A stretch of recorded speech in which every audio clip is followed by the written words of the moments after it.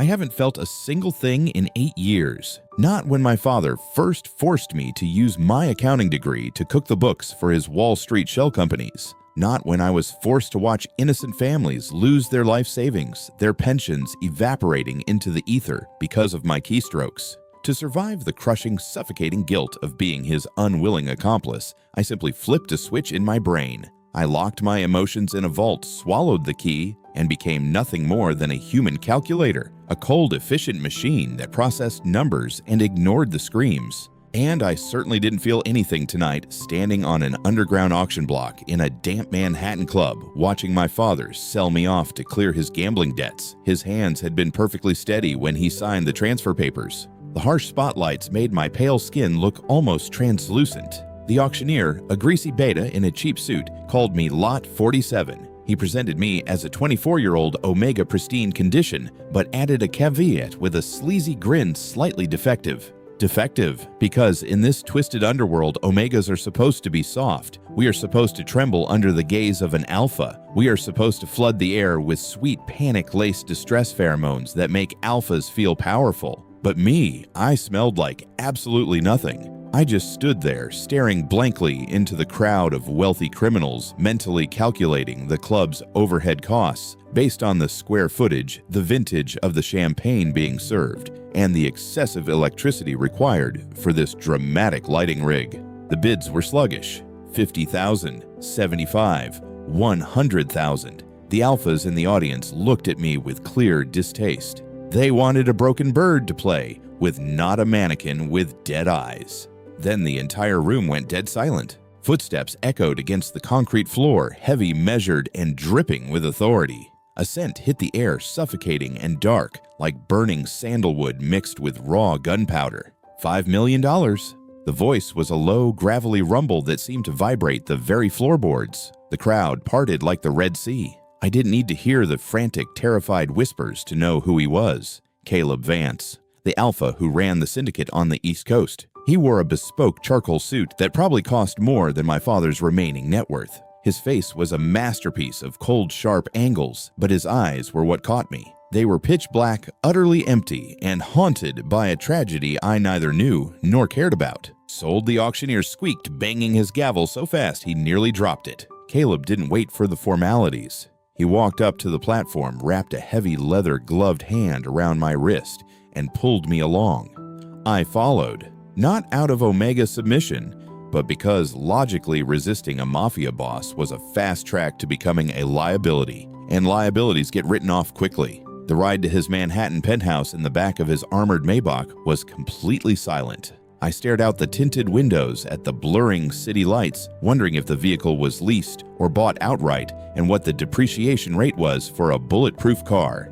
When the private elevator doors opened directly into his penthouse, I scanned the room. Floor-to-ceiling windows overlooking the skyline, minimalist furniture in sharp shades of slate and black. It looked less like a home and more like a high-end waiting room for the Grim Reaper. Caleb walked over to a crystal decanter, poured himself 2 fingers of amber liquid, and didn't offer me any. He leaned against the marble counter, his dark eyes studying my face as if trying to decipher a dead language. "Do you know why I bought you Oliver?" he asked, his tone low, meant to resonate in my chest. He knew my name. The auction house must have given him my file. To settle my father's debt, I replied, my voice completely flat. A debt of $2.5 million to be exact, which means you overpaid by a margin of exactly 100%. A terrible return on investment, if you ask me. Caleb's eyes narrowed slightly, but he didn't blink. He set his glass down and walked slowly toward me, his heavy boots making no sound on the imported rug. He stopped mere inches away, his towering alpha frame casting a long shadow over me. He reached out his thumb lightly, almost reverently tracing my cheekbone. "I bought you because when I walked into that room, you looked at me," Caleb murmured, his voice dripping with dark, poetic tragedy. "Everyone else looks at me and sees a monster, a ghost. But you looked at me with eyes as empty as my own. We are both walking corpses in this garbage world, Oliver. I'm going to break down every wall you've built until you feel something again. We will be empty together."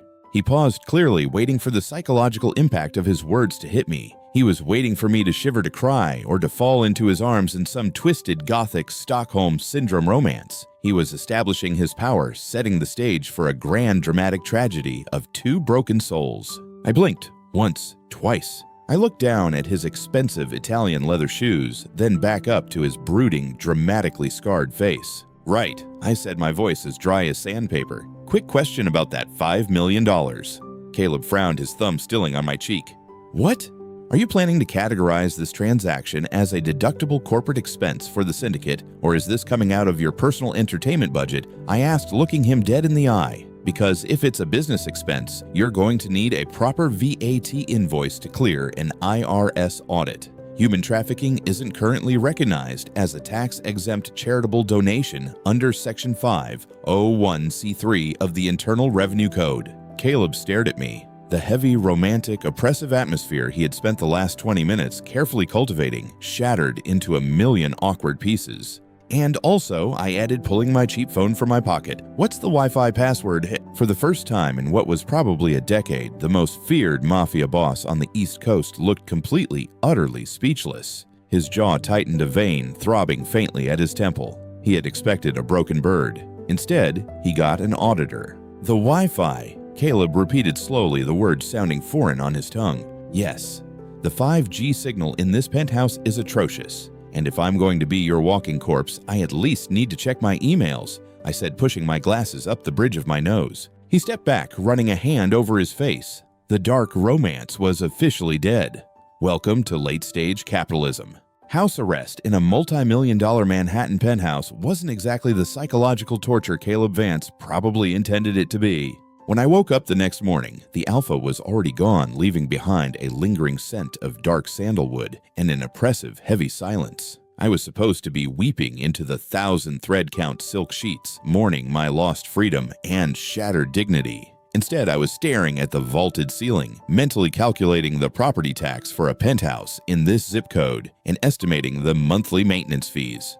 Boredom eventually drove me out of the bedroom and into his home office. It was a masterpiece of intimidating mahogany dark leather and floor-to-ceiling bookshelves. But what immediately caught my eye was the sleek, unlocked MacBook resting dead center on the desk. Leaving an unlocked laptop around a kidnapped accountant was a rookie mistake. I sat down in the executive chair and wiggled the mouse. The screen flared to life, displaying an open folder labeled Syndicate Q3 Operations Final V2. I clicked it. It wasn't a choice, it was a biological compulsion. What I saw made my blood run cold. It wasn't a list of hits or blackmail photos or illegal weapons manifest. It was a consolidated financial ledger, and it was an absolute massacre. Good God, I whispered, genuine horror washing over me for the first time since my father sold me. There were hard-coded numbers typed directly into formula cells. No VLOOKUPs, no data validation. Entire columns of revenue were highlighted in a garish, eye-bleeding neon yellow with a poorly spelled note attached: "Bruno's stuff, do not touch." But the absolute worst part was the money laundering trail. It was so glaringly obvious, so structurally unsound, that a legally blind IRS intern could trace the illegal gambling funds back to Caleb's legitimate real estate holdings in under an hour. My trauma response had never been to cry or beg. It was to fix, to control the numbers, because I couldn't control my life. Before I even realized what I was doing, my fingers were flying across the keyboard, purging the digital garbage, setting up dynamic pivot tables, and burying the dirty money beneath 3 layers of corporate shell companies registered in Delaware. "Hey, step away from the desk." I didn't flinch. I just slowly turned my head. Standing in the doorway was a mountain of a man. He had to be at least 6'5", his neck covered in Russian prison tattoos, with a tactical Glock resting menacingly on his hip. He was an alpha, projecting a scent of aggression and cheap cologne. "You must be Bruno," I said flatly. The giant frowned, clearly thrown off by my total lack of hyperventilation. "Boss told me to guard you. Said you might try to break the windows or hurt yourself. Step away from the computer, Omega." "I'm not going to hurt myself, but this spreadsheet is making me actively suicidal," I replied, pointing at the screen. "You have hands. Sit down." Bruno blinked, his intimidating aura faltering. "What? Sit down." I used my best disappointed project manager voice. It worked on arrogant Wall Street bros, and apparently it worked on Mafia hitmen. Confused and clearly lacking a protocol for managing an aggressive accountant, Bruno awkwardly shuffled over and squeezed his massive frame into the spare chair. I need to rebuild the macro for the payroll system, which means I need a data entry assistant to transcribe these physical receipts into column C. I ordered, pushing a stack of crumpled restaurant bills toward him. Format is month, day, year. Do not use commas for the thousands. For the next 2 hours, the deadliest sniper on the East Coast sat beside me, sweating profusely. His massive, calloused index finger hovered over the keyboard like a nervous crane pecking at the keys one by one. Is it a dot or a comma for the cents? Bruno asked, his rough voice trembling slightly. A dot, Bruno. We've been over this, I sighed, massaging my temples. If you trigger another reference error, I am going to staple your tie to the desk. The giant visibly gulped and went back to typing, terrified of the blinking cursor. What the hell's going on in here? The voice struck like thunder. Caleb Vance stood in the doorway, his bespoke suit immaculate, but his pitch-black eyes blazing with absolute fury. The romantic, brooding alpha from last night was completely gone, replaced by the ruthless syndicate boss. He saw me at his laptop and crossed the room in 3 terrifying strides. Bruno immediately jumped up, knocking his chair over. Boss, I swear I was just following orders. He made me do the data entry. Caleb ignored him, slamming the laptop shut, missing, trapping my fingers by a millimeter. He leaned down, his face inches from mine, his pheromones spiking with a heavy, suffocating anger that demanded submission. I told you I would break your walls, Oliver. I didn't say you could breach my network. You have no idea what you've just done. Caleb's phone rang. The sharp ringing shattered the heavy tension. He glared at me, pulled the phone from his pocket, and aggressively put it on speaker. What? Caleb barked. Boss, it's the CFO. A panicked, out-of-breath voice echoed from the phone. I don't know who is on your home IP address, but someone just rerouted $20 million out of the shell company in the Caymans. They funneled it through a blind trust literally 3 minutes before a federal freeze hit the account. They just saved the entire East Coast operation. We're totally clean. The room went dead silent. Only the faint hum of the central air conditioning dared to make a sound. Caleb stared at the phone. Then he slowly turned his gaze back to me. The furious, murderous Mafia boss vanished, replaced by an expression of pure, unadulterated awe. I just sat there, casually pushing my glasses up the bridge of my nose. Bruno, Caleb said softly, not breaking eye contact with me. Yeah, boss.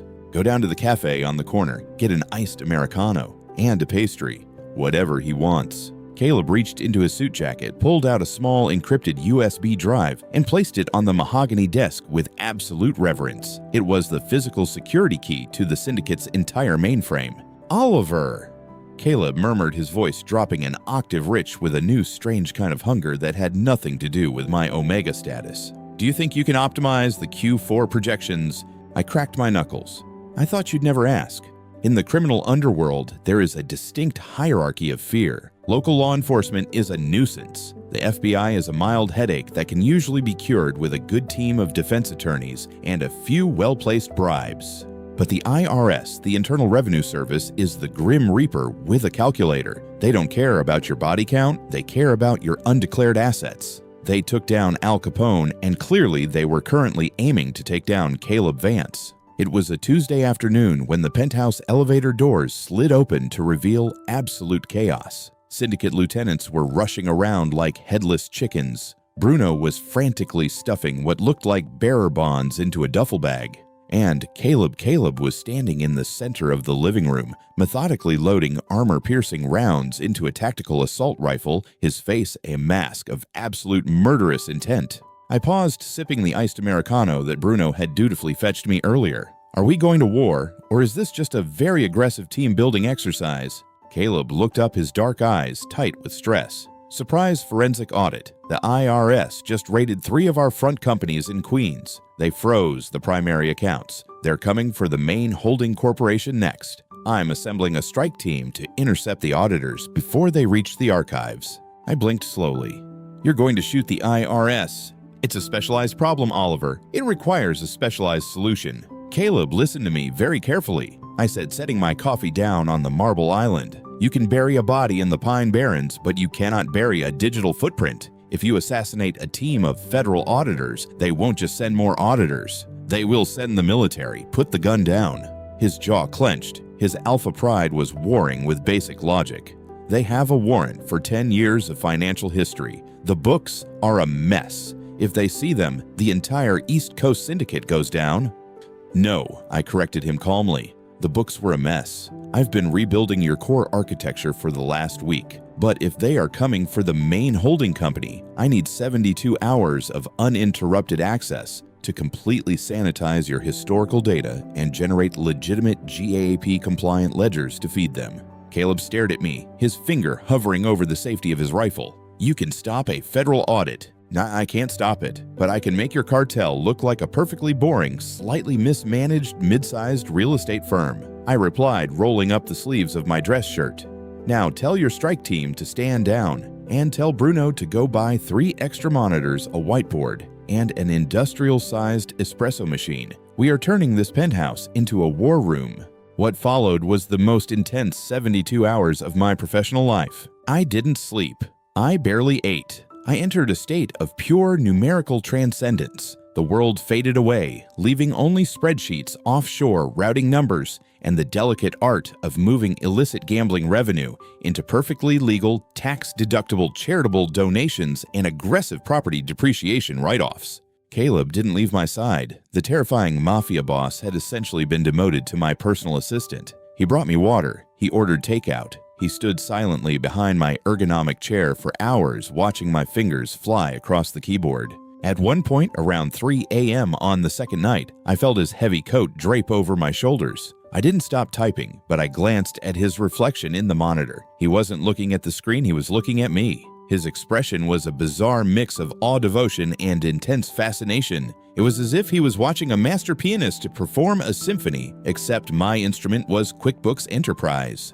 You're a sociopath, Caleb murmured softly, his deep voice vibrating in the quiet room as I successfully classified $3 million of extortion money as unplanned landscaping expenses. I'm a certified public accountant, I corrected without missing a beat. The distinction is subtle but important. By the dawn of the third day, the trap was set. The IRS auditors breached the holding company's servers demanding access. I gave it to them. I fed them a labyrinth of perfectly legal, incredibly boring financial documentation. They dug, they probed, and they found absolutely nothing but legally sound, aggressively optimized corporate boredom.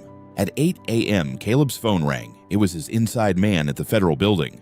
They're backing off, boss. The voice crackled over the speaker. The audit team just packed up. They said the Vance Corporation's books are actually cleaner than the mayor's. They're closing the investigation. The penthouse erupted. Bruno actually hugged another heavily tattooed hitman. Caleb slowly lowered the phone, his chest heaving as the crushing weight of the last 3 days evaporated. He looked at me, a slow, triumphant smile spreading across his typically stoic face. You did it, he whispered, stepping toward me. Of course I did, I said, pushing my chair back and standing up. Now, if you don't mind, I think I'd like to take a break and rest. I didn't finish the sentence. The moment the adrenaline finally left my system, my body violently remembered that it hadn't slept in 3 days. The room suddenly tilted on a sharp axis. My vision tunneled the edges, bleeding into static. My knees simply ceased to function.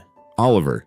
Caleb caught me before I hit the floor. His strong, heavy arms wrapped around me, pulling me flush against his chest. I tried to speak to tell him I just needed a glass of water, but my throat was entirely dry. And then something else happened, something infinitely worse than an IRS audit. My body temperature spiked to an unbearable degree in a matter of seconds. The extreme prolonged stress combined with the sudden catastrophic crash of my immune system had triggered a biological failsafe I hadn't dealt with in years. My scent, which I had kept suppressed and locked down to absolute nothingness for 8 years, suddenly bloomed. It hit the air like a physical shockwave, crushed vanilla dark honey, and the heavy, intoxicating distress of an omega in distress. It was an early heat. Caleb froze. The alpha in him reacted instantly to the scent, his pupils dilating until his eyes were entirely black. A low, territorial rumble started deep in his chest.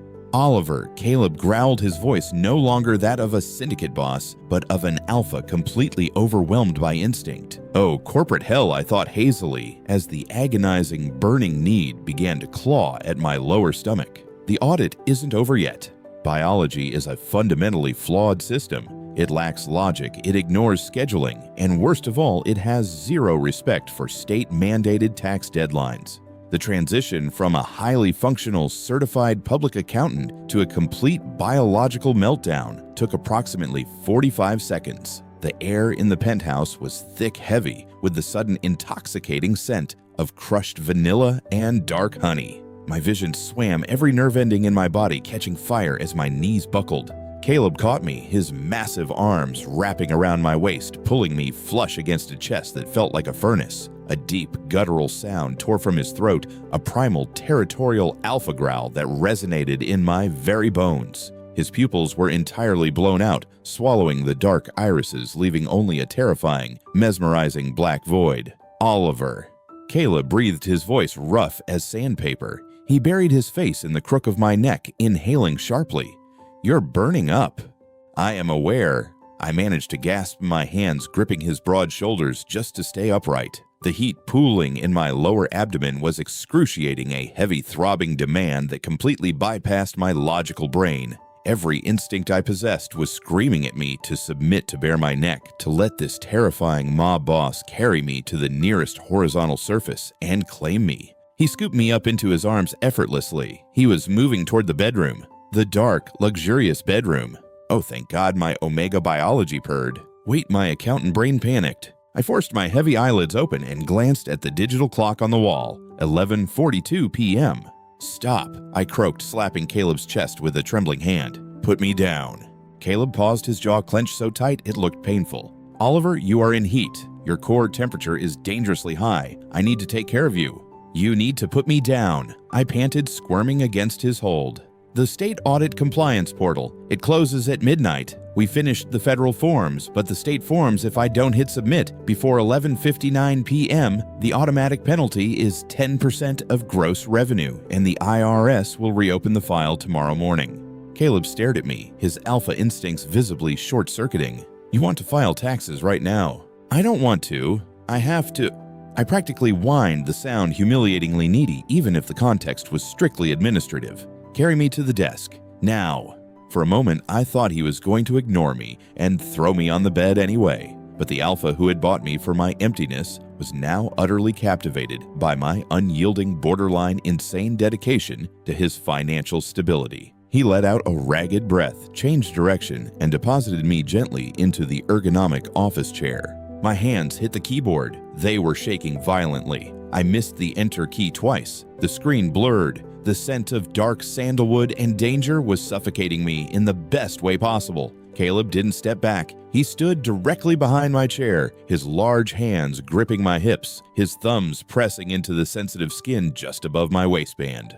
"Focus," I muttered to myself, biting my lower lip hard enough to taste blood. Line 42, adjusted gross income. Caleb groaned, leaning down to press open-mouthed kisses along my jawline. "Oliver, please. You're killing me. Check column G." I practically sobbed, tilting my head to give him better access to my neck while simultaneously scrolling through the spreadsheet. Tell me. A soft gasp escaped me.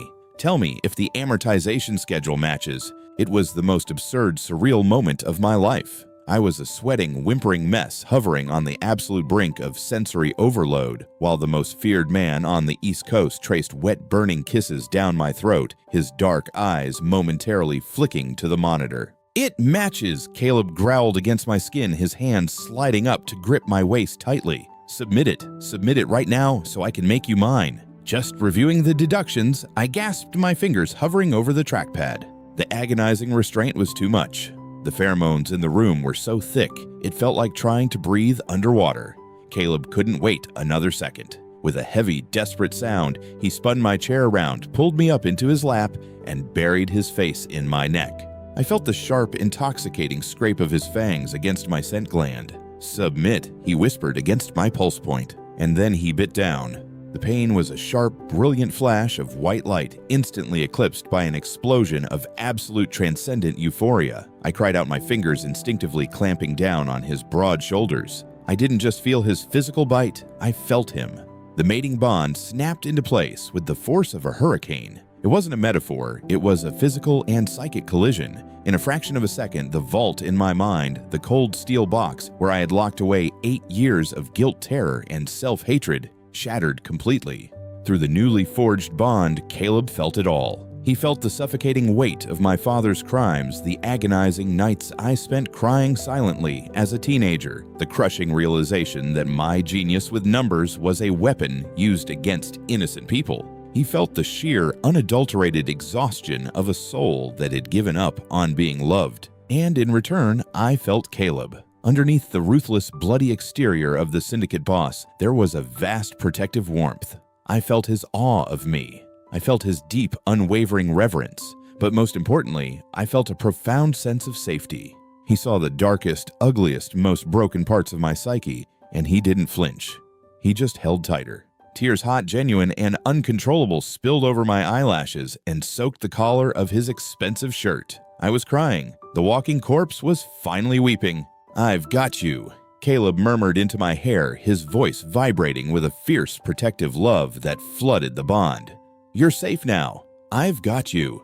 I clung to him, letting the years of suppressed agony wash out of me. The heat was still burning through my veins, demanding attention, but the emotional catharsis was infinitely more powerful. We stayed like that for what felt like hours, anchored to each other in the center of the storm. Suddenly, a soft electronic tone echoed from the computer. I blinked through my tears, slowly turning my head toward the monitor. I must have hit the keyboard when Caleb pulled me into his lap.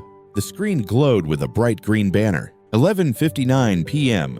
Submission successful. Thank you for complying with the New York State Department of Taxation and Finance. I let out a wet, exhausted laugh, dropping my head onto Caleb's chest. "We are fully GAAP compliant?" I whispered, my voice completely shot. Caleb chuckled, a deep, rich sound that rumbled against my cheek. He easily stood up, carrying me in his arms like I weighed nothing at all. Good," my alpha murmured, carrying me toward the bedroom. "Because I intend to aggressively optimize our merger for the rest of the week." Post-merger integration is typically a delicate process. It requires careful restructuring, clear communication, and an alignment of corporate cultures. My personal integration with Caleb Vance, however, mostly consisted of him aggressively scenting all of my tailored suits and refusing to let me walk anywhere in the penthouse if he could carry me instead. The mating bond was a constant thrumming hum of dark sandalwood and fierce territorial protection in the back of my mind. It was highly distracting, completely unprofessional, and admittedly the best return on investment I had ever experienced. For exactly 4 days, our newly minted, fully GAAP-compliant enterprise experienced unprecedented tranquility. Then the Marconi family decided to initiate a hostile physical takeover. It happened on a Thursday afternoon. We were exiting a sleek glass high-rise in Midtown after finalizing the purchase of a legitimate commercial property. I was mentally calculating the depreciation schedule for the HVAC system when the front windshield of Caleb's armored Maybach suddenly shattered into 1,000 glittering pieces. The transition from boring real estate venture to active war zone was instantaneous.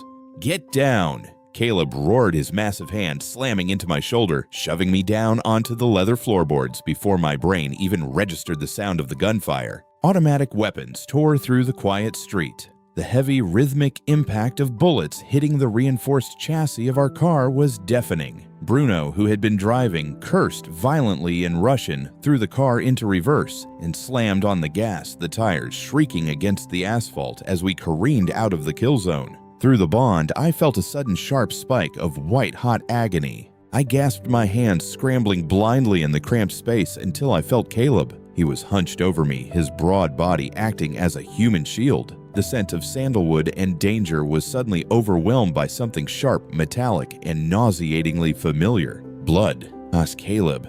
I choked out my hands, coming away slick and red from his side. "You're hit. You're bleeding." "I'm fine." He grunted, though his face was dangerously pale, the muscles in his jaw ticking as he fought to suppress the pain radiating through our shared connection. "Bruno, get us to the safe house. Call Doc Rossi." The next hour was a blur of frantic shouting, sterile gauze, and the pungent smell of antiseptic. We were rushed into a fortified brownstone in Brooklyn. A terrified underground surgeon was waiting immediately, stripping Caleb of his ruined bespoke jacket and digging a 9mm hollow point bullet out of his lower ribs. I stood in the corner of the room, my hands still stained with his blood, staring blankly at the wall. Logically, I knew he was going to survive. It was a clean through and through, missing major organs. but logic was suddenly failing me. The cold steel vault in my mind, the one that had successfully walled off panic, grief, and terror for 8 long years, was cracking. It groaned, buckled, and finally spectacularly collapsed entirely. When the doctor left to wash his hands, Caleb looked over at me from the medical cot. He was stitched up, heavily bandaged, and high on morphine, but his dark eyes were laser-focused on my face. "Oliver," he murmured, his voice rough, "come here." I took a step forward, my knees buckled. I didn't fall to the floor because Caleb caught me ignoring his fresh stitches to pull me onto the edge of the cot. And then, without warning, a ragged, horrifying sound tore from my throat. I was crying. It wasn't a dignified, silent weeping. It was a violent, full-body sobbing that stole my breath and shook my shoulders. 8 years of suppressed agony. 8 years of watching my mother die. 8 years of being my father's soulless tool. And the sheer, overwhelming terror of almost losing the only person who had ever looked at my broken pieces and called them beautiful. It all poured out in a torrential flood of tears. "I've got you," Caleb whispered fiercely, pulling me against his uninjured side, burying his face in my hair. The bond flooded with his overwhelming warmth, his fierce devotion trying to soothe my panic. "I'm right here. I'm not going anywhere, Tesoro, I promise." There was so much blood. I sobbed into his collarbone, gripping his shirt like a lifeline. I can't do the math on this, Caleb. The risk parameters are too high. I can't lose you. I simply do not have the emotional capital to survive losing you. You won't," he swore, kissing the top of my head, his voice thick with his own raw emotion. He was practically vibrating with joy, despite the bullet wound, because he knew exactly what these tears meant. The walking corpse was fully, irrevocably alive. The Marconis are desperate. The IRS froze their accounts yesterday because they couldn't cook their books like we did. They retaliated. I'll send Bruno and the strike team tonight. We'll wipe them off the map, bullets for bullets. I froze. The crying stopped abruptly. I pulled my tear-streaked, blotchy face away from his chest and blinked. I reached into my pocket, pulled out a handkerchief, and methodically wiped my nose. I pushed my glasses up the bridge of my nose, taking a deep, shuddering breath. "No," I said, my voice still thick, but the icy, calculating edge of a Wall Street predator rapidly returning. Caleb blinked confused. "No. Bullets are inefficient. They leave forensic evidence, they invite police scrutiny, and frankly, they are a terrible waste of resources." I stated, standing up and smoothing down the front of my blood-stained vest. "Do you have a secure laptop in this safe house?" Bruno, who had been guarding the door, nervously cleared his throat. Yeah, Mr. Oliver, in the study." "Good," I said, my eyes narrowing. The Marconi family is heavily leveraged in commercial shipping and fronting their cash through a series of publicly traded shell companies on the NASDAQ, correct? Caleb stared at me, his alpha instincts completely short-circuiting as he watched his weeping, vulnerable mate transform into a financial Grim Reaper in under 10 seconds. "Yes, I am going to aggressively short their stock through our offshore blind trusts," I explained, coldly rolling up my sleeves. "Once their share price drops by 30%, it will trigger a margin call from their institutional lenders. They won't have the liquid cash to cover it because the IRS froze their primary accounts. They will default by Tuesday." Bruno looked terrified. He slowly lowered his assault rifle. "And then," I concluded, a dark, vindictive smile spreading across my face, "we are going to execute a hostile leveraged buyout. We will absorb all of their assets for pennies on the dollar, legally liquidate their entire infrastructure, and leave Don Marconi with absolutely nothing but a crippling capital gains tax bill." The room was dead silent. Caleb leaned back against the pillows, staring at me with an expression of pure, unadulterated worship. He didn't look like a man who had just been shot. He looked like a man who had just witnessed a miracle.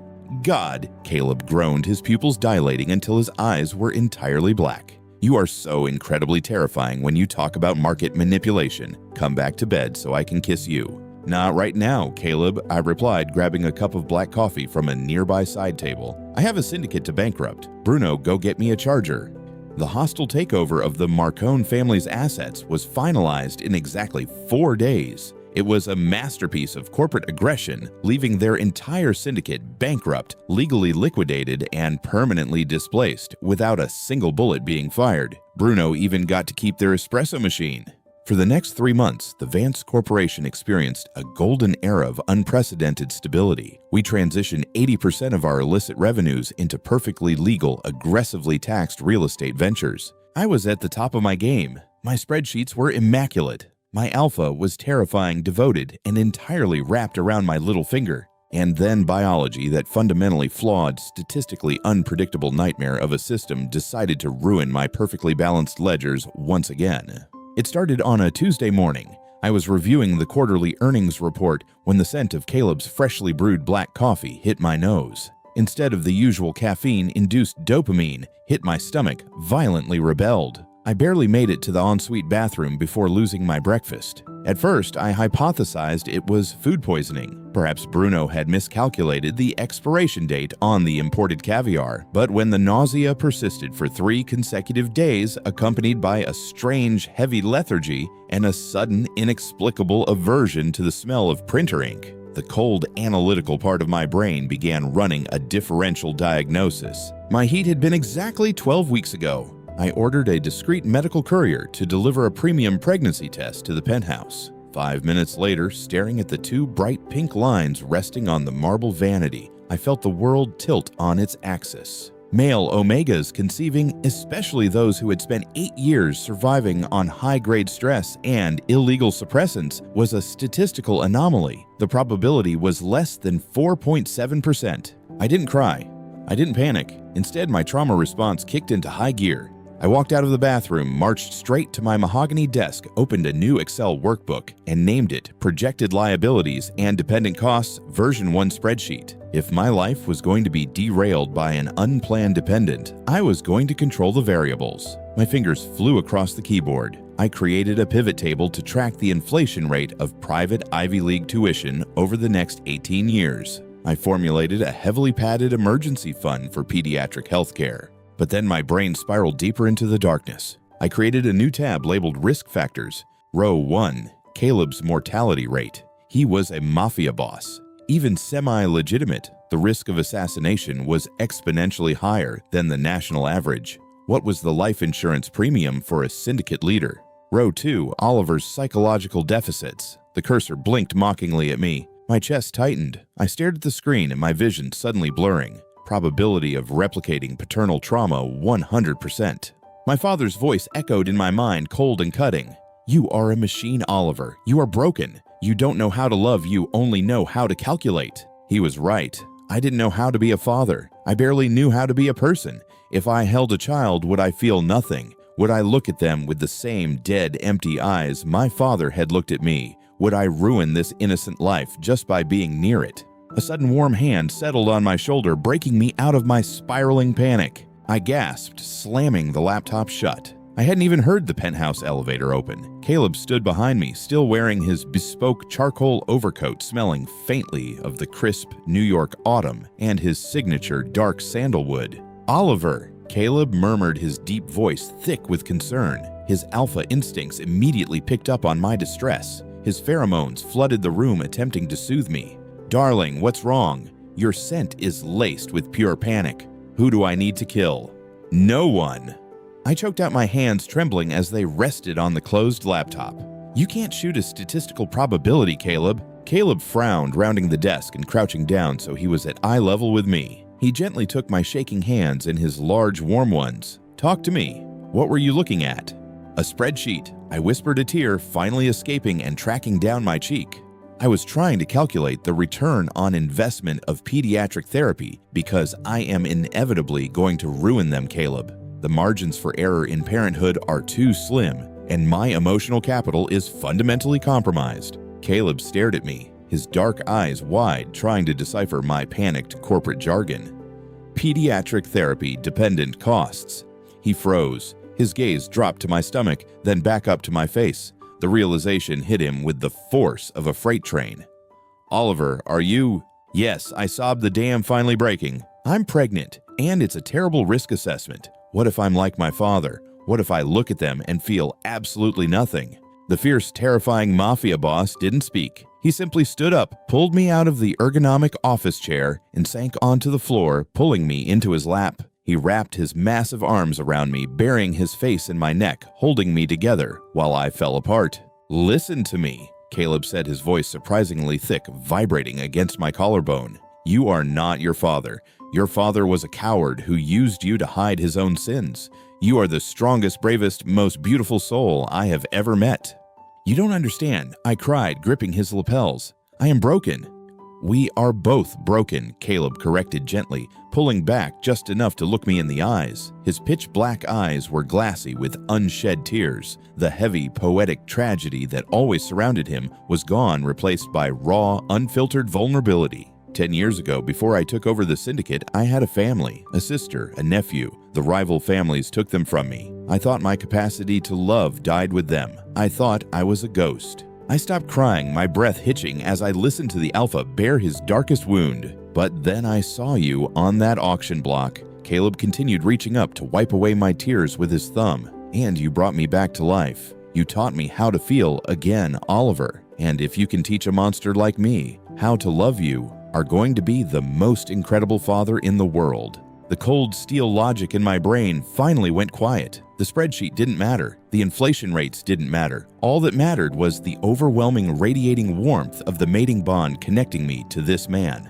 I let out a shuddering breath. I reached over to the desk, opened the laptop, highlighted the projected liabilities and dependent costs version 1 spreadsheet, and hit delete. I didn't even send it to the recycling bin.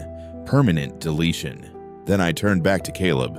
I took his large, calloused hand and slowly guided it down, pressing his palm flat against my still flat stomach. "The risk parameters are astronomical," I whispered, a watery, genuine smile touching my lips. "But I am willing to invest all of my capital in you, in us." Caleb let out a sound that was half laugh, half sob. He leaned down and pressed his forehead against mine, his hand trembling slightly where it rested over our child.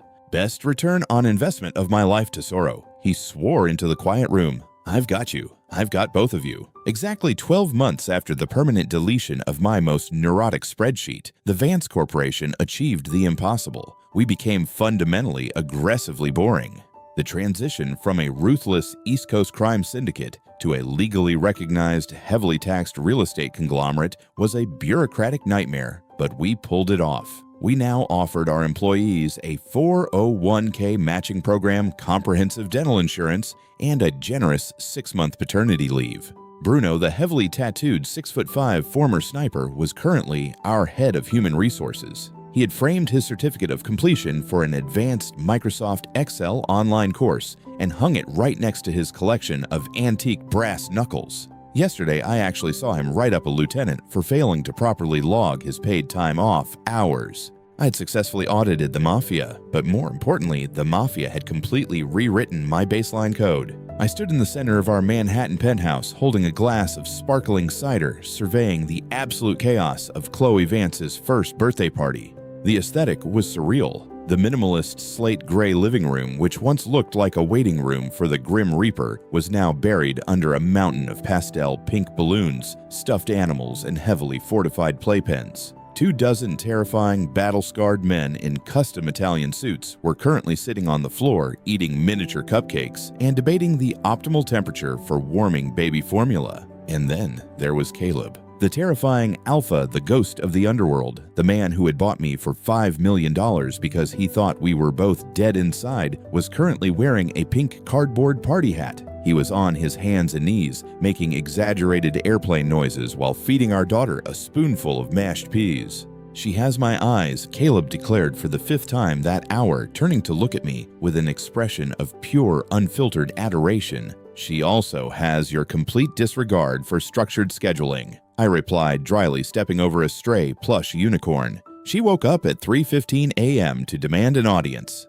That is an unacceptable operational disruption." Caleb just laughed, a deep, rich, booming sound that completely filled the room. He scooped Chloe up, pressing a loud kiss to her chubby cheek, making her shriek with pure, unadulterated joy. The mating bond connecting us hummed with a warmth so profound it physically ached in my chest. "All right, gentlemen, listen up," Bruno suddenly bellowed, clapping his massive hands together. The room instantly fell silent. "It's time for the choosing ceremony. Place your bets." It was a tradition. A spread of objects was laid out on a silk blanket on the floor. Whichever item the baby crawled toward and picked up would supposedly predict her future career and personality. I watched as Caleb gently placed Chloe at the edge of the blanket. She sat there in her frilly white dress, blinking her large dark eyes at the selection of items. "What did you put down, boss?" one of the lieutenants whispered loudly. A vintage silver-plated lockpick set, Caleb answered his chest, puffing out with alpha pride. Subtle, efficient, the tool of a mastermind. I placed a customized gold-accented financial calculator. I corrected, pushing my glasses up the bridge of my nose. Logic, wealth management, the tool of an actual mastermind. Bruno had contributed a small plastic toy police badge as a joke, and someone else had tossed down a set of high-end car keys. "Go on, Tesoro," Caleb cooed, dropping to his knees at the opposite end of the blanket, opening his arms. "Pick your destiny." Chloe giggled. She slapped her tiny hands on the blanket and began a determined, surprisingly fast crawl toward the center. She completely bypassed the lockpicks. Caleb deflated slightly. She crawled right over the car keys and ignored the police badge. She paused in front of my calculator. I smiled, feeling a surge of vindication. But then she kept going. She reached the absolute edge of the blanket, stretched her chubby arm out, and bypassed the game entirely. Her tiny fingers wrapped tightly around an object resting on the coffee table, an object I had carelessly left out after reviewing some property deeds earlier that morning. It was the heavy, solid brass corporate notary seal of the Vance Corporation. Chloe sat back on her diaper, gripped the heavy brass stamp with both hands, and aggressively slammed it down. A heavy brass sound echoed as she slammed it down onto a discarded napkin. She looked up at us, her dark eyes flashing with a terrifying, authoritarian gleam, and babbled something that sounded suspiciously like a command. The room went dead silent. Caleb and I stared at our daughter, then slowly turned to look at each other. The blood drained from Caleb's face. The fierce, untouchable Mafia boss suddenly looked terrified. "Oliver," Caleb whispered, his voice trembling. "She didn't pick the weapons. She didn't pick the numbers. She picked the bureaucratic authority to legally seize assets." "My God," I breathed, genuinely horrified. "We didn't create a mobster. We didn't create an accountant. Caleb, we birthed a ruthless, late-stage capitalist CEO." Bruno slowly crossed himself in the background. "May God have mercy on the East Coast real estate market." Caleb stared at our giggling, power-hungry infant, and then slowly a massive, tearful smile broke across his face. He scrambled forward, scooping Chloe and her corporate seal into his arms, burying his face in her neck as he started to actually genuinely cry. "She's perfect," my alpha sobbed, happily, completely ruining his terrifying reputation in front of his entire syndicate. "She's going to ruthlessly optimize us all." I stood there watching the man I loved weeping with joy over our daughter, and I felt a tear slip down my own cheek. I didn't bother wiping it away. I haven't felt a single thing in 8 years.